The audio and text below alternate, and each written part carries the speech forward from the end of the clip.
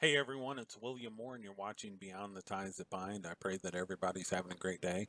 Thanks for joining me. The other day I had a broadcast, and in the broadcast I stated some derogatory things about Donald Trump and Donald Trump supporters.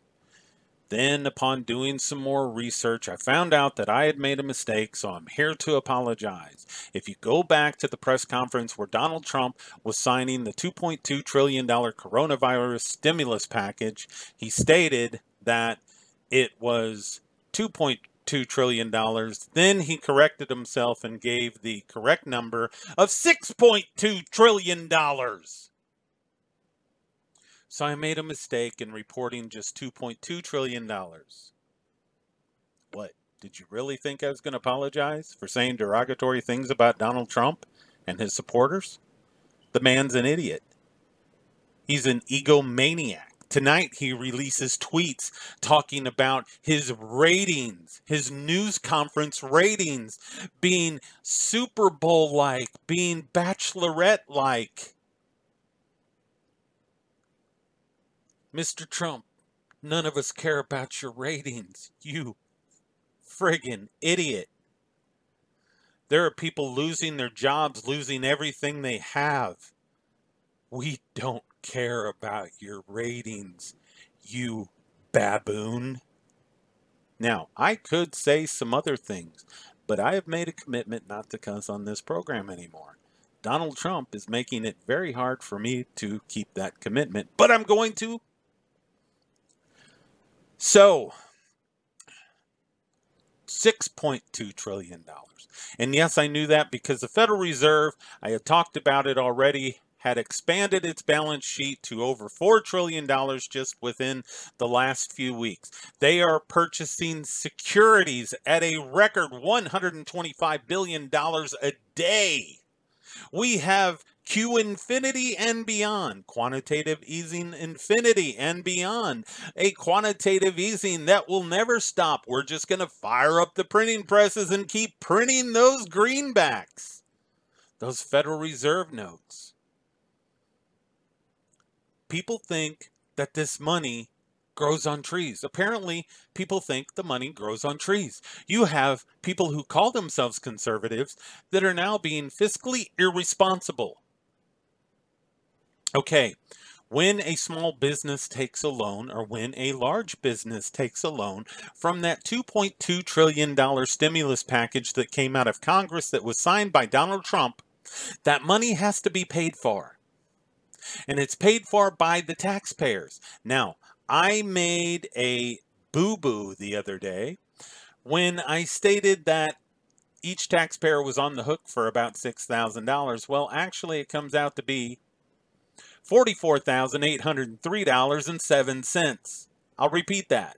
$44,803.07 per each taxpayer.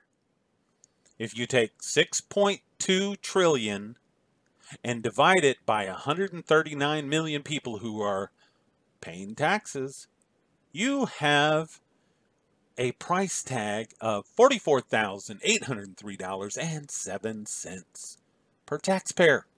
So they're dangling that $1,200 check in front of you. That's a diversionary tactic. You got to pay that back. Plus, you got to pay another $43,000 back on top of that. It's absolutely crazy what's going on. So in it, you have things like 75, you got more pork than if Amy Schumer and Rosie O'Donnell were getting together for lunch. You got more pork in this stimulus package than that. So you've got $75 for the National Endowment to the Arts. I didn't know that they were going to be hurting through all this, that all these government agencies were going to be hurting and get all of this money that taxpayers have to pay back. It's going to cause a hyperinflationary depression. When you're just printing all of this money, you're going to cause a hyperinflationary depression. Even without the $2.2 trillion coronavirus stimulus package, you're still creating all of that money out of thin air with quantitative easing. And of course, Trump wanted quantitative easing and then wanted to take the interest rates to zero. So you're basically just printing money every day, trillions of dollars until who knows when. And that is going to cause inflation. And inflation is a hidden tax. Inflation is taxation without legislation. They don't have to pass any legislation whatsoever to inflate. And within that inflation is tax. So if you have a box of oatmeal that usually costs $2, and after they inflate everything, now it costs $6. That $4 is going to the bank. And in other news this weekend, we've got Bill Gates, that elitist who just cares about everybody. He's on CNN's Global Town Hall this past week, and he's saying 6 to 10 weeks of lockdown across the United States is necessary to mitigate the spread of COVID-19. 6 to 10 weeks he wants. Okay, maybe there's a virus out there. I'm not going to discount that, but nobody can convince me that this virus is anything more dangerous than the seasonal flu. And no one can convince me that the numbers that coming from the government and the Centers for Disease Control, CDC, and WHO, World Health Organization, nobody can convince me that those numbers are accurate. Now, you probably could convince me that those numbers are inaccurate and everyone in the government is lying, because I will believe that. Do you remember a few years ago how everybody was mad during the hurricane coverage down south, where you had the guy from the Weather Channel who was acting like he couldn't even walk against the wind, and then two guys in shorts behind him go walking without any kind of resistance from the wind at all? They're exerting no extra energy to walk, and he's acting like he can't even move, and the wind's blowing him backwards, and everybody is so up in arms about this, and they're posting about it and talking about how you can't believe the mainstream media. And then you've got Anderson Cooper in water that's not even knee deep, on his knees, while you've got a cameraman just about 3 feet away while he's on his knees in this little puddle, acting like that he's, chest deep in water. Then you go back to the the first Iraqi war under George H.W. Bush, and you've got Charles Jaco, that idiot, with CNN. And they're actually in a studio in Atlanta, and they scripted an entire news report acting like they were in Baghdad and being bombed. Our Jerusalem, and Scud missiles are coming in, and they're being bombed. Absolutely lie upon lie. Then you've got the Gulf of Tonkin incident, where the United States government lied to get us into the Vietnam War, and then you've got weapons of mass destruction to get us into the second Iraqi war. But now you want to tell me that the government's looking out for my best interest, that they're not lying to me, that the news media is now all of a sudden telling me the truth? Anybody out there that thinks that the news media is telling you the truth, that the government's telling you the truth, you are an idiot. You have ample evidence of their lying in the past, but you choose to believe them now? Okay, this is just, it's no wonder we're in this predicament, because the people of America will just accept anything. It's like you can lie to an American and they can find out they're being lied to, and the person who lied to them can lie to them the next day, and they'll believe the next day, and then they'll find out that they've been lied to now 2 times, and then you go to the next day and they're lied to again, and they find out that they've been lied to, and they'll still believe the person lying to them over and over and over again, as long as that person is on that television and there's a little box down at the bottom right-hand corner of the screen that says CNN or Fox News, or if it's some government official giving a speech. And then you've got Bill Gates talking about 6 to 10 weeks of lockdowns across the United States, and people thinking that Bill Gates is some type of, he's some type of expert on this, and that we need to listen to him and we need to lock down everything. And when Bill Gates is talking about a lockdown, he's not talking about a lockdown that's just, like we have now. He's talking about a complete lockdown where nobody leaves their house. I mean, he was on CNN Global Town Hall, and he's saying 6 to 10 weeks of lockdowns across the country is now necessary to mitigate the spread of COVID-19. We have, I mean, it's really unbelievable what's going on in America right now. How the people believe these things, how the people support Donald Trump. And I kind of liken this support for Trump to a woman who, she's got some friends and she goes out with these friends, and there's about 4 other friends, and these 4 other friends, they don't like this woman's husband. Now, that's no reason for the woman to leave the husband or to cause her to dislike her husband. But now these women start saying that they're hearing rumors about the husband cheating on this woman. And she's like, well, and she just blindly, she will not accept the fact. Now they have evidence, and they tell her to look in certain areas. And she looks in certain areas. She looks in his truck and she finds undergarments that are not hers, shoes that are not hers, clothes that are not hers.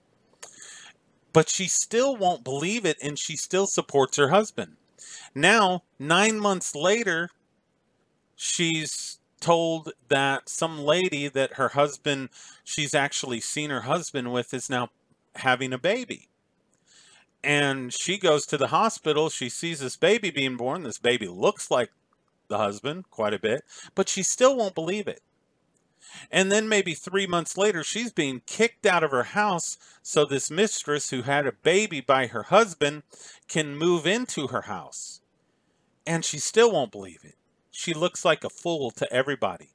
But now, if you're a Donald Trump supporter, you can be that lady, But, wake up before you're kicked out of the house.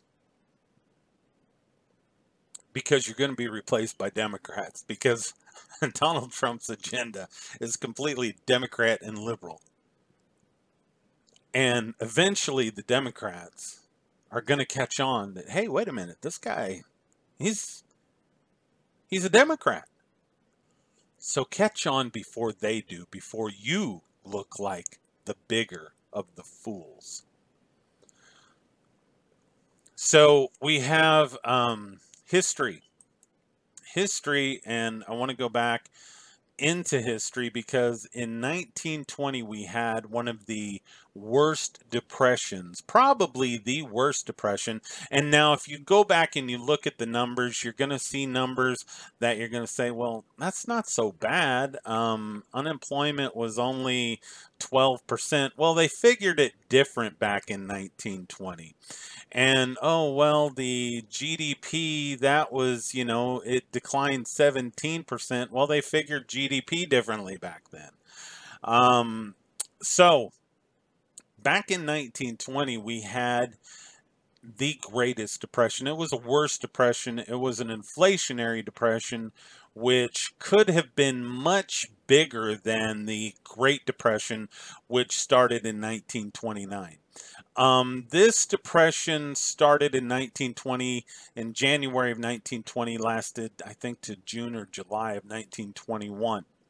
Now, you had a president at the time, Warren G. Harding, who went on later to be killed, because he would not allow the banks to intervene, and he had a non-interventionalist policy in the economy. Sometimes they say that, the worst thing a person could do is not learn from the mistakes of history. Well, another thing that you can do is not learn from the successes or the right things that you've done in history.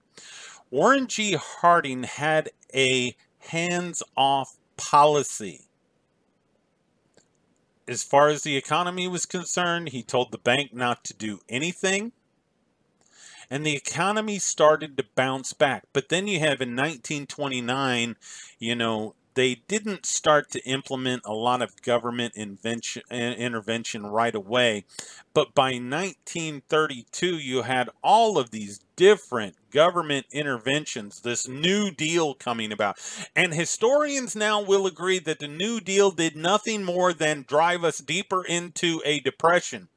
We had the depression going on, and it continued to go deeper and deeper and continued to spiral out of control the more government intervention took place. So every time they did something, it affected the economy negatively. It was World War II and the spending that was taking place during World War II that brought us out of the Great Depression. So, flashback to 1920, 1921. Warren G. Harding told the banks, no interference. Told the government, no interference. We're not going to intervene. The free market corrected everything, and the depression was over by 18 months later. But even with the Great Recession, which was a depression of 2008, which we never fully pulled out of, when that started, you had all of this government intervention going on, which prolonged that recession. We need to learn not only from our mistakes, but when something was done which was correct. And that was the depression, the greatest depression of 1920. The Federal Reserve's activity during that was hardly noticeable. Despite the severity of the contraction, the Fed did not move to use its powers to turn the money supply around and fight the contraction, and that was by order of Warren G. Harding, who was not a friend of the bank. And apparently they were not his friend either, since they were the one who poisoned him. So, by late summer of 1921, signs of recovery were very visible. The following year, unemployment was back down. And so it's instructive to compare the American response in this period to that of Japan. In 1920, the Japanese government introduced the fundamentals of a planned economy with the aim of keeping prices artificially high. And that hurt the Japanese. During the years, Japan endured a chronic industrial stagnation and, banking crisis. So right now what's going on is we have all of this action to keep a stock market, which was inflated to begin with, inflated. That's what they're going after because people judge the economy by the stock market. Well, I'm judging the economy by 30%, which it's probably much higher, 30% unemployment. And what I see going on around me, how small businesses are closed up and nobody can spend money. Yeah, you can go get your car detailed. You can go buy a car. You can go down the street and get your payday loan and pay the interest on your payday loan. You can go into the liquor store and you can buy your fifth of Jack Daniels. And by the way, alcohol weakens the immune system. So you can do all that, but you can't go buy shoes. You can't go buy baby clothes. So anyway, that's the economy right now. The economy has been shut down, just like James Bullard said, a planned shutdown of the economy. So, but they think that if they keep, and apparently it works because Americans buy anything, but if you keep the stock market inflated, and it's all fake money anyway, and it's not profits, it's just inflated dollars, inflated stock prices that make it seem like it's going up, then people buy into that. And, this coming week, we don't know what's going to happen. We do know that Donald Trump stated there'll be no tariffs on any products entering into the United States for the next 3 months. But we have to remember that China was shut down completely for a month, so nothing's going to be coming over anyway. we're going to have shortages on shelves worse than what we're seeing right now with the great toilet paper run of 2020. So anyway, it's going to be an interesting week ahead. Don't know if I'm sure that the tariffs being suspended, that's probably going to have some type of um, impact on the market. We'll see. However, what you have is you have people out of work right now. You have, I think it was Capital One just was bailed out over the weekend. So you have these banks now starting to fail that are needing to be bailed out. We're going to see this start to steamroll just like it did in 2008, 2009. And it would be better for the government to have a hands-off policy and not start. I mean, we enacted this not me, not any of you out there that are watching this, and um, the government enacted this stimulus package less than 3 weeks after we started seeing the ripple effects into the economy, and wow, 1,400 pages just like that, just appears out of thin air, like they didn't have that one planned somewhere. And so you have this stimulus package, which is going to create hyperinflation. It doesn't really address any of the true negatives. And all they want to do is keep the stock market inflated, because if they keep the stock market inflated, that presents the illusion to the American people that everything's okay. However, just like Gregory Mannarino stated, the stock market, it doesn't just go straight down. It goes down, and then there's a bounce, and then it goes down, and there's a bounce, and then it goes down. So we had a dead cat bounce of about 3,000 points, and now it's on its way back down. Don't know what the the suspension of tariffs is going to do. That might help a little bit, but really, you got people telling other people, these hedge fund managers, you got people telling people to go out and get into the market. And you never want to buy in a weak market. You always want to buy into strength. But this is not the bottom. This is not the dip anyway. And the only reason these people are telling you on Fox News and CNBC to go out and spend your money in the market is because they need the market to have money in order for them to make money.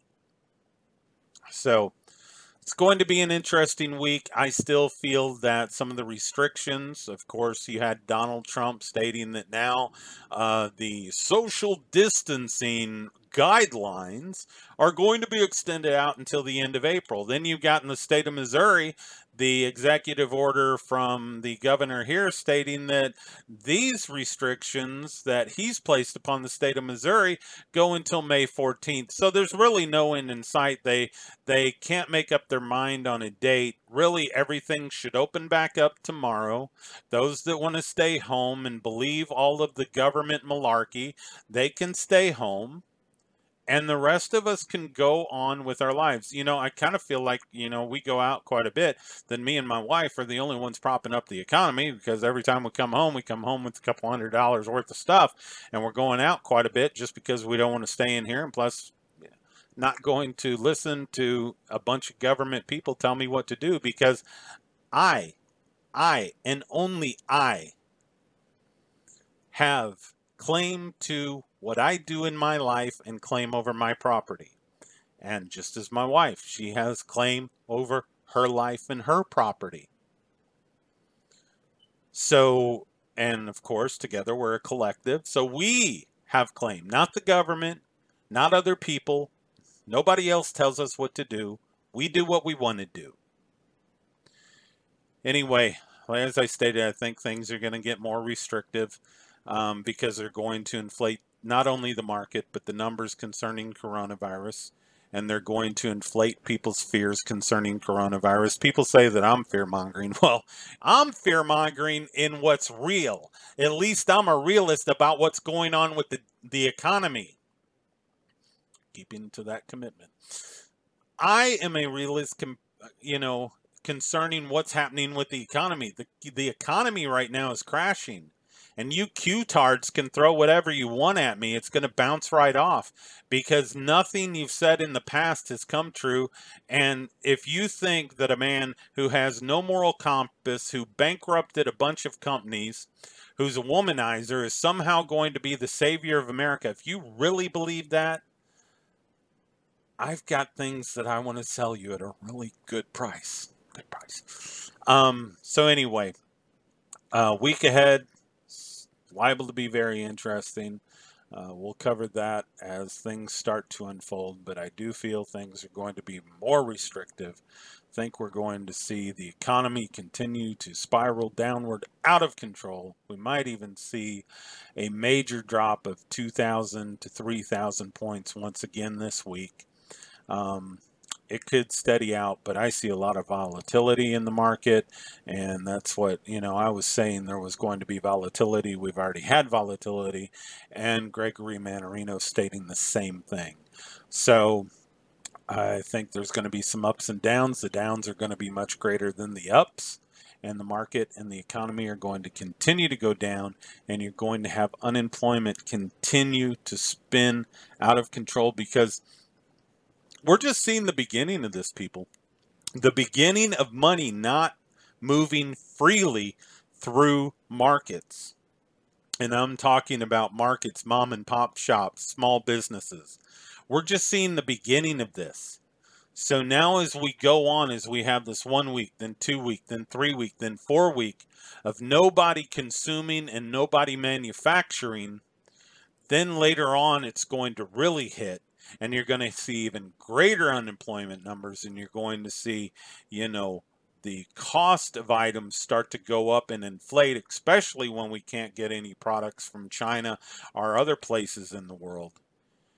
I never thought I'd say this, but man, who'd have thought you'd miss the good old days of Barack Obama, George W. Bush, or Bill Clinton? My goodness, this guy is an idiot, and he's driving this thing he doesn't have the intestinal fortitude or the least bit of intelligence to just say tomorrow it's all open back up. People who are sick, do what you do during a regular flu season, stay home. Anyway, before I get mad and break that commitment, because I'm thinking a lot about that orangutan sitting in the White House in Washington, D.C., I'm out of here. This is William Moore for Beyond the Ties That Bind. Hey, everybody. Until next time, peace. Breaking the law, breaking the law, breaking the law.